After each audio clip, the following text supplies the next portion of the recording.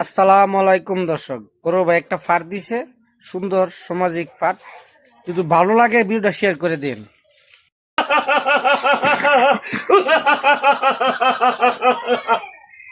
নেশা নেশাই আমার পেশা।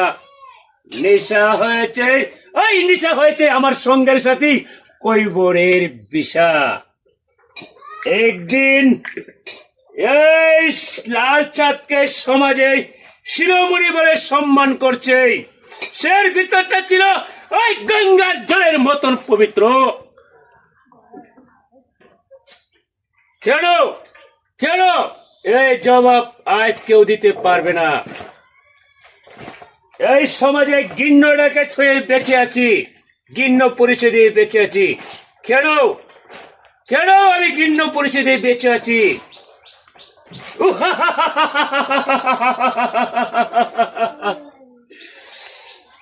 এই প্রতিশোধের নিশা।